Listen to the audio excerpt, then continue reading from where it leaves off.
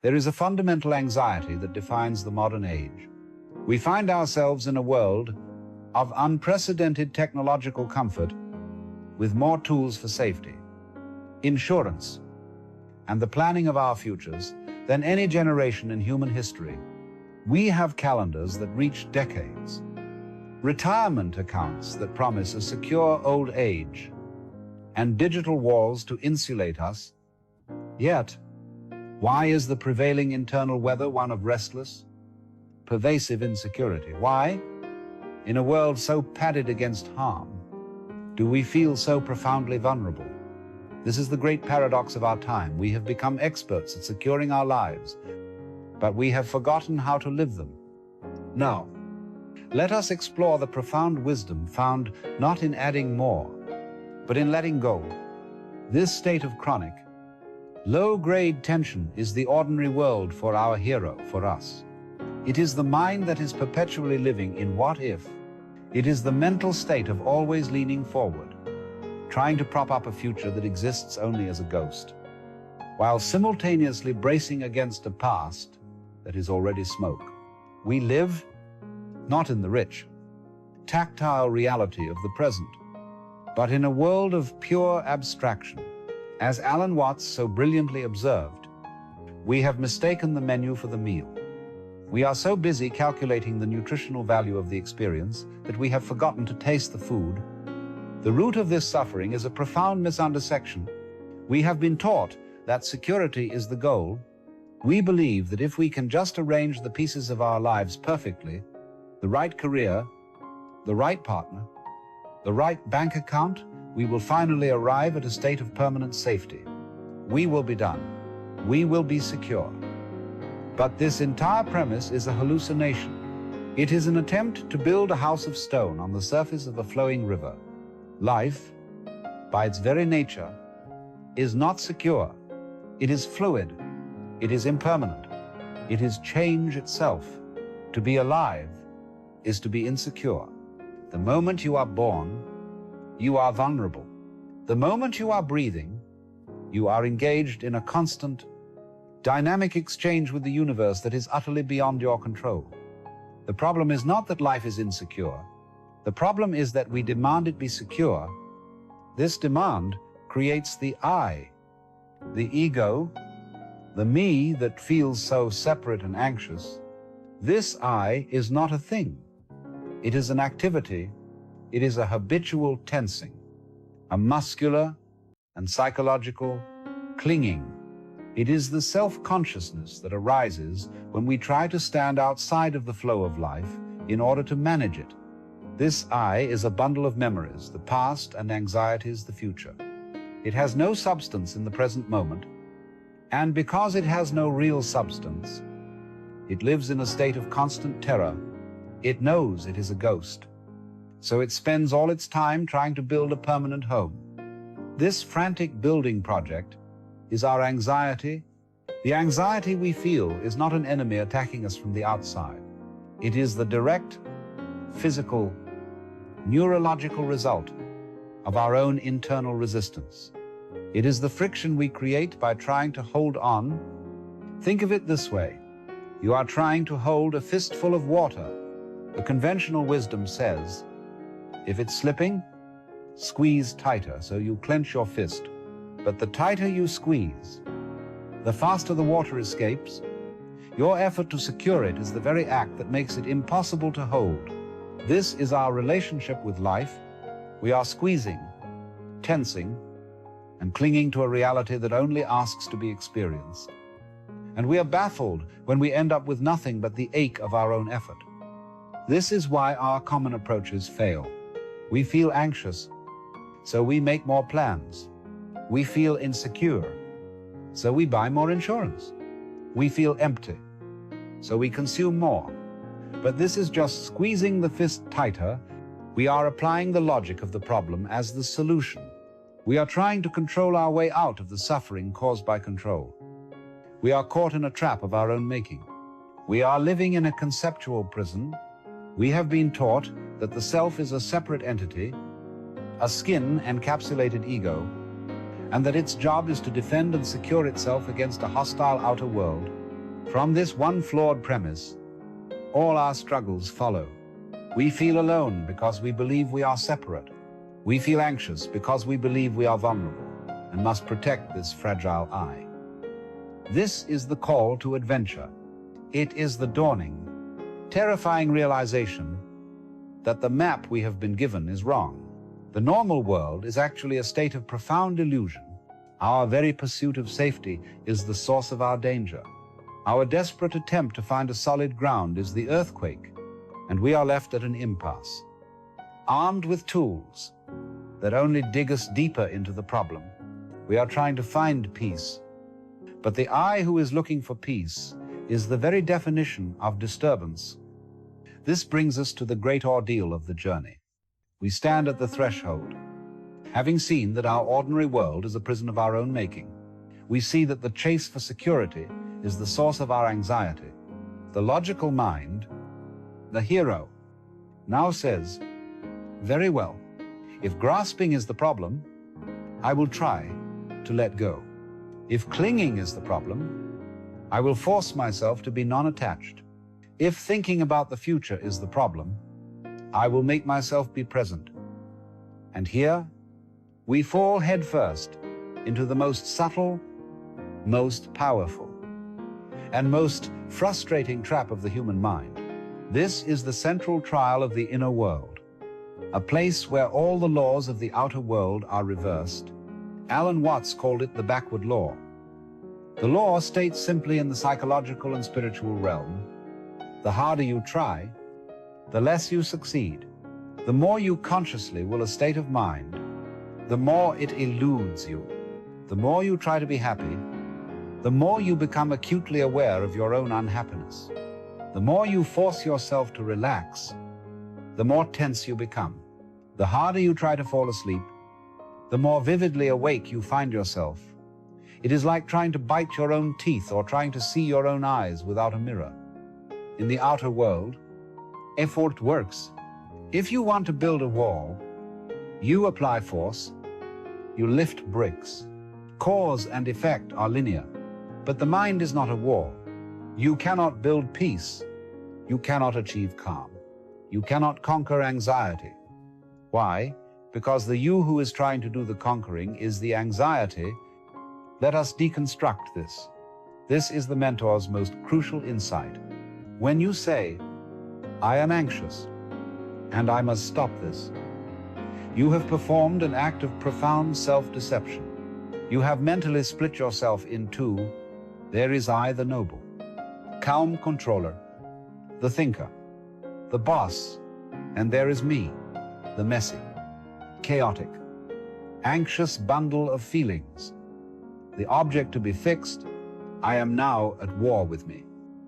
But this is a complete hallucination.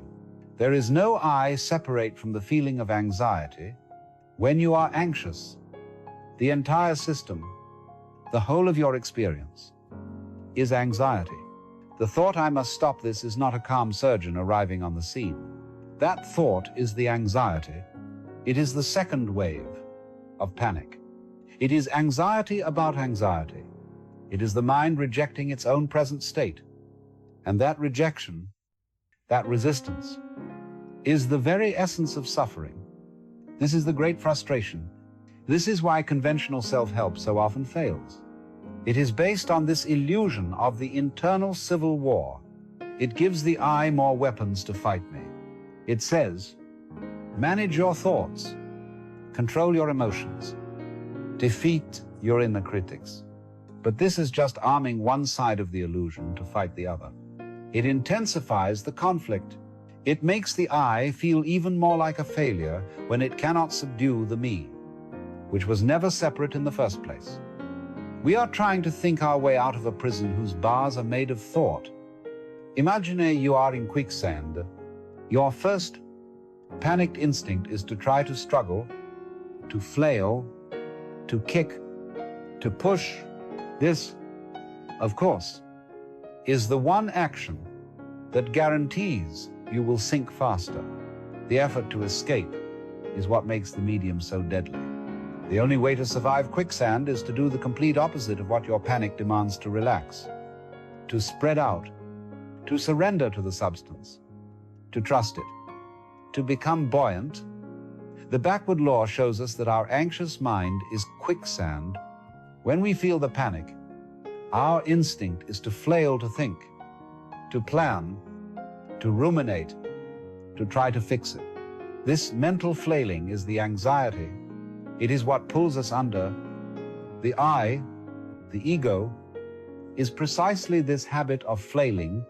It is the one who believes it is separate from the quicksand and whose job it is to fix the situation. But the I is the flailing. It has no other identity. This is the trial for the hero. It is the moment we must confront the fact that our greatest weapon, our will, our effort, our I, is the enemy. The mentor's gift is this: the only way out is to see the trap. The solution is not to fight the anxiety. The solution is to stop the fight. It is to realize that the I and the anxiety are not two separate things. They are one single, unified event. You don't have anxiety. You are anxious. This is not a passive defeat. It is a moment of profound, intelligent, and radical insight. It is to finally see the mechanism. When you stop trying to not be anxious, a remarkable thing happens. The second layer of suffering, the anxiety about the anxiety, the frustration, the I am failing at being calm story begins to evaporate. It was only being kept alive by your effort. It was a phantom being fed by your own resistance. What is left? The primary feeling, the raw sensation of a racing heart, of fast-moving thoughts, of tightness in the chest, but without the I judging it, resisting it, and trying to annihilate it. It is no longer a problem. It is no longer suffering. It is just energy. It is the weather. It is an impersonal storm cloud passing through the vast sky of your awareness. This is the great turning point. The hero realizes the dragon they were fighting was a shadow, projected on the wall by the very sword they were holding. The problem was never the feeling itself, but the opinion about the feeling, the war against the feeling. The I that was trying to achieve peace was the only thing disturbing it. You cannot try to let go. You can only see that you have been holding on. And in the clarity of that seeing, the fist, of its own accord, begins to unclench. We have passed through the ordeal. We have seen the great paradox. Our hunt for security is the source of our anxiety, and we have confronted the backward law, the frustrating truth that our effort to fight this anxiety is the anxiety itself. The hero stands disarmed. The old strategies have failed. The inner civil war has been exposed as an illusion. The fist is unclenched. The question that remains is the most important one. If I am not to chase security, and I am not to fight my mind, what is left to do? The answer is the elixir. It is the great resolution. It is the wisdom that, once seen, changes the very foundation of our reality. The solution is to live fully in the present moment. Now, this sounds like a simple platitude, a gentle suggestion from a wellness magazine. But in the context of our journey, it is the most radical, profound, and healing act imaginable. It is the key that unlocks the entire prison. Why? Because anxiety is a disease of time. Anxiety, by its very definition, cannot exist in the present. It is always a projection, a what-if, about a future that does not exist. Regret, its twin, is always about a past that is gone. The I, the ego, the separate self that feels so tense and responsible that I is the disease of time. It is a phantom, constructed entirely from memory the past, and anticipation the future. This I cannot live in the now. The now is its mortal enemy.